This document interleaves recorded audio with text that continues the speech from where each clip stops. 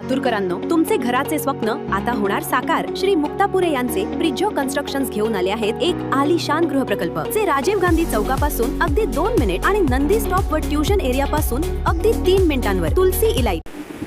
कालचा दिवस म्हणजे 23 एप्रिल जागतिक पुस्तक दिन हा जो दिवस होता ना, हा महाराष्ट्राच्या इतिहासामध्ये नव्याने अत्यंत महत्वाची घटना लिहिणारा दिवस ठरलेला आहे. अत्यंत महत्वाची ऐतिहासिक दिवस 23 एप्रिल 2026. कारण या जागतिक पुस्तक दिनाच्या निमित्तानं राज्यामध्ये एक अशी घटना घडलेली आहे की ज्या घटनेची नोंद आजच्या पिढीलाच नव्हे तर येणाऱ्या असंख्य पिढ्यांनी कायम ठेवावी की 2026च्या पुस्तक दिनाच्या दिवशी एका अशा व्यक्तीनं पुस्तक वाचलं, एका अशा नेत्यानं पुस्तक वाचलं की त्याची नोंद इतिहासाला, सांप्रत इतिहासाला घ्यावीच लागली. कोणतं आहे ते पुस्तक, कोण आहेत ते नेते, कुठला आहे त्यांचा जिल्हा, काय करतात ते, आणि त्यांनी पुस्तक वाचलं कसं, या विषयावर आज आपण बोलणार आहोत. नमस्कार, मी राजीव पाटील आणि आपण पाहत आहे द रिंगण लाईव्ह. मित्रांनो, अजूनही आपण रिंगण लाईव्ह ही आपलं चॅनल सबस्क्राईब केलं नसेल, माझी आपल्याला विनंती आहे, जरूर सबस्क्राईब करा आणि आवडलं तर लाईक करा, अधिकच आवडलं तर आपल्या मित्राला शेअर करा, त्यांनाही ते जरूर ऐकू द्या. महाराष्ट्राचा इतिहास अतिशय संपन्न इतिहास महाराष्ट्राचा, आणि आता अशाच महाराष्ट्राच्या इतिहासामध्ये एक घटना स्वर्ण अक्षराने लिहावी, सोन्याच्या काडीनं लिहावी, अशी घडली आहे हो मित्रांनो. हा, अशी घडली आहे. अशा एका थोर सुपुत्रानं पुस्तक वाचलंय. थोर सुपुत्रानं. माहितीये ते थोर सुपुत्र कोण आहेत? ते बुलढाण्याचे आदरणीय आमदार संजय गायकवाड साहेब. होय, तेच संजय. अहो, मी त्यांच्याबद्दलच बोलतोय. त्यांच्यावर 10 गुन्हे दाखल आहेत म्हणून काय विचारता? असू द्या की. त्यांच्यावर खुनाचे गुन्हे दाखल आहेत म्हणून काय विचारता? असू द्या. हो, चोरीचा गुन्हा आहे म्हणून काय विचारता? तेही राहू द्या, तेही राहू द्या. 10 गुन्हे असू द्या, नाहीतर 15 गुन्हे असू द्या. ते पूर्वीच्या काळामध्ये जुगाराचे अड्डे चालवणारे असू द्या ना, मारामारी करणारे असू द्या, कुणी असू द्या, ते आज आपल्या महाराष्ट्राच्या विधानसभेचे आदरणीय आमदार आहेत. एका संविधानिक पदावर ते आज विराजमान झालेत आणि तेही लोकांनी त्यांना विजयी केलेला आहे. त्यामुळं त्यांची महानता कमी लेखून चालत नाही. भले त्यांनी थोबाडीत मारला असेल वेटरच्या मुंबईत, काय फरक पडतोय? राहुल गांधींची जीभ छाटणाऱ्याला 11 लाखाचं बक्षीस जाहीर केलं असत, करू द्या त्यांना, तर काय फरक पडतोय? पण त्यांची महानता किती आहे? इथे त्यांची महानता नाही, त्यांची महानता इथे आहे की त्यांनी पुस्तक वाचलं, तेही जागतिक पुस्तक दिनाच्या निमित्ताने. बुलढाण्याचे आपले आमदार संजय गायकवाड साहेब पुस्तक वाचतात, आणि ते कोणतं माहिती का? कॉम्रेड गोविंद पानसरे यांचं शिवाजी कोण होता. आणि मग हे पुस्तक त्यांच्या हातामध्ये येतं. त्यांची पत्नी वगैरे त्यांना ते पुस्तक देते. खरं म्हणजे अभिनंदन केलं पाहिजे त्यांच्या पत्नीचंही की त्यांनी शिवाजी कोण होता हे कॉम्रेड गोविंद पानसरेंचं पुस्तक आदरणीय आमदार संजय गायकवाड साहेबांच्या हातामध्ये दिलं आणि त्यांनी ते पुस्तक पाहिलं. पाहिल्याबरोबर त्यांना राग आला की या पुस्तकाच्या पानावर छत्रपती शिवाजी महाराजांचा एकेरी उल्लेख. शिवाजी. बाकी ते पुस्तक थोडस चाळलं आणि ठेवलं. लागलीच प्रकाशकाला कोल्हापूरच्या अंबीला फोन केला आणि चालू केला आपला जो हिंगा असतो ना नेहमीचा त्यांचा, गायकवाड साहेबांचा, तुझ्या याला, तुझ्या त्याला, तुझं असं, तुझं तसं. मी नाही वापरणार ती भाषा, मला कुठली येणार हो. ते गायकवाड साहेब त्यांनाच ते जमतं. आणि त्यांना विचारलं की अरे, शिवाजी कोण होता असं तू त्या पुस्तकावर का छापलंस? कोण आहेस तू? नालायका, तुला अक्कल नाही? तो बिचारा प्रकाश आंबे तिकडनं सांगतोय की मी प्रकाशक आहे, हे माझं पुस्तक नाहीये, ते कॉम्रेड गोविंद पानसरेंचं पुस्तक आहे. 38 वर्षापूर्वी प्रसिद्ध झालेला आहे. 38 वर्षापूर्वी अनेक वाद झाले त्या विषयावर. गोविंद पानसरे यांची हत्याही झाली.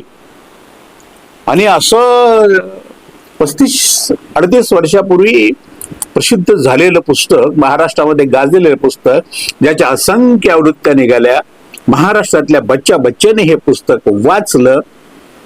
ते पुस्तक या आमदार महोदयाने 23 एप्रिल रोजी कालच्या दिवशी वाचलो. कमाल आहे की नाही? आहे का नाही कमाल? तुम्ही सांगा.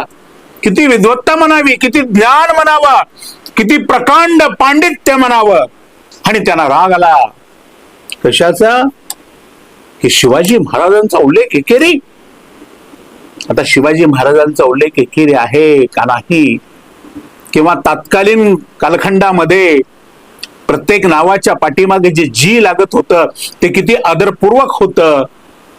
जसे तानाजी, असे अनेक जी, कान्होजी, बाळाजी, असा सगळ्यांचा उल्लेख त्या काळामध्ये, संताजी यांचा उल्लेख त्यामुळे जी लावून केला जात होता.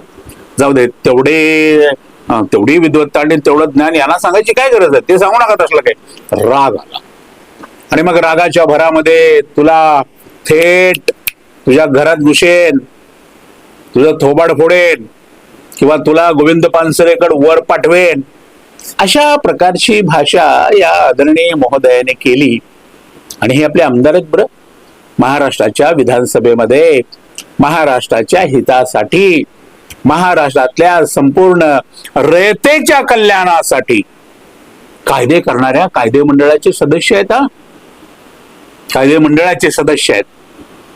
आणि यांना राग आला या कायदे मंडळाच्या सदस्याला, कारण त्यांनी पुस्तक वाचलं. त्यांच्या हातामध्ये पुस्तक, आश्चर्याची आणि नोंद करणारी ही गोष्ट आहे. आता अशा व्यक्तींचा शिक्षण किती वगैरे विचारायचं नाही. शिक्षण कोण सांगतायत ते 8वी पर्यंत शिकलेत, कोण सांगतायत ते 9वी पर्यंत पोहोचले होते वगैरे. आपण कशाला जायचं त्यांच्या डिग्रीमध्ये? आत्ताच्या सरकारमध्ये कोणाच्या डिग्र्या विचारायच्या नाहीत. विचारल्यास तर त्या प्रिंटेड कधी कुठूनही येऊ शकतात. त्यामुळे डिग्रीवर आपण जायचं नाही, ते किती शिकले वगैरे म्हणायचं नाही. परंतु राज्याच्या या कायदे मंडळाच्या सदस्यांना पुस्तक वाचलं, तेही गोविंद पानसरेंचं, छत्रपती शिवाजी महाराजांच्या विषयी.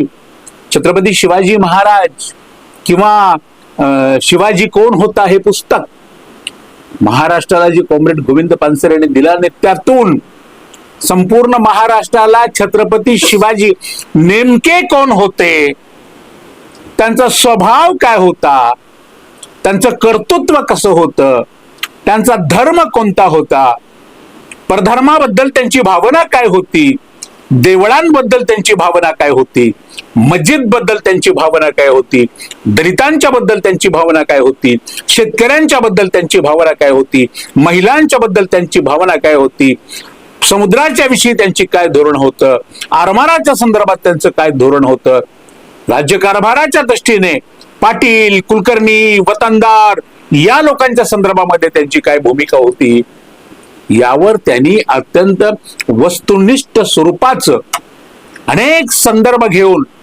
अनेकांच्या बखरीतून, अनेक इतिहासकारांची मतं कोट करून जे पुस्तक प्रकाशित केलं, त्या पुस्तकातून अवघा महाराष्ट्र शहाणा झाला. ते पुस्तक गायकवाड साहेबांनी वाचलं. आता गायकवाड साहेबाला एक पुस्तक एकदा काय 10 आणि 200 वेळा जरी वाचलं त्यांनी, तर त्यांना कळेल का काय म्हणतायत कॉम्रेड गोविंद पानसरे, काय होता आपला राजा, कशा पद्धतीचा होता. छत्रपती शिवाजी महाराज आज असते आणि त्यांना जर ही गोष्ट कळली असती की बुलढाण्याच्या या कायदे मंडळाच्या सदस्यानं या पुस्तकाच्या प्रकाशकाला शिवीगाळ केली, तर छत्रपतींनी, आपल्या राजाने काय आदेश काढला असता, काय फरमान काढलं असतं. तुम्ही विचार करा फक्त. हे सध्या चालू आहे, आपल्या महाराष्ट्रामध्ये चालू आहेत. आणि असे आमदार आहेत, असे विद्वान आहेत, आणि असे एक 150 विद्वान झाले तरी या महाराष्ट्र मुलकावर राज्य करायला फार डोकं लागत नाही. कशाला लागेल? फक्त 150 डोकी लागतात आणि ती अशीच लागतात संजय गायकवाडांसारखी. देवेंद्र फडणवीसांनी हे ऐकलंय का नाही माहित नाही. एकनाथ शिंदे साहेबांनी हे ऐकलंय का नाही माहित नाही. पण सरकारने, महायुती सरकार, छत्रपती शिवरायांचं नाव घेऊन चालणार, बोलू आपण त्यावर कधीतरी स्वतंत्रपणे, कारण हा विषय खूप मोठा आहे. शिवाजी कोण होता या पुस्तकावर बोलू, गोविंद पानसरे यांच्यावर बोलू. आज फक्त एक ऐतिहासिक घटना घडली या संजय गायकवाड साहेबांच्या रूपानं, त्यावर पहिल्यांदा बोललं पाहिजे. बोललो घटना काय आहे, इतिहासात नोंद काय होते की बुलढाण्याचे जे आदरणीय आमदार आहेत संजय गायकवाड साहेब, त्यांनी पुस्तक वाचलं. ही घटना महत्वाची, ते आपल्याला नोंद करायची. आणि तेही कॉम्रेड गोविंद पानसरे यांचं, तेही छत्रपती शिवाजी महाराज यांच्याविषयी शिवाजी कोण होता या विषयावरच. आणि पुस्तक वाचल्याबरोबर त्यांचं जे रक्त आहे ते रक्त खवळलं. आणि खवळल्यानंतर त्यांनी नेहमीप्रमाणे आपल्या स्टाईल मध्ये, त्यांची काहीतरी स्टाईल असते म्हणे शिवसेनेची, त्या स्टाईल मध्ये उत्तर दिलं किंवा त्या स्टाईल मध्ये काय शिवीगाळ वगैरे करायची ती केली. हा मुद्दा तुम्हाला कळला पाहिजे. आणि मी एवढ्या महत्वाच्या ऐतिहासिक गोष्टीवर मी बोलणार नाही असं होईल का? मी बोललो. तुम्हाला काय वाटतं? कसे आहेत आपले आदरणीय आमदार संजय गायकवाड साहेब? जरूर कमेंट करा. आणि अशाच महत्वाच्या विषयावर रोखोक भाषा ऐकण्यासाठी पाहत राहा रिंग लाईव्ह, आवाज महाराष्ट्राचा.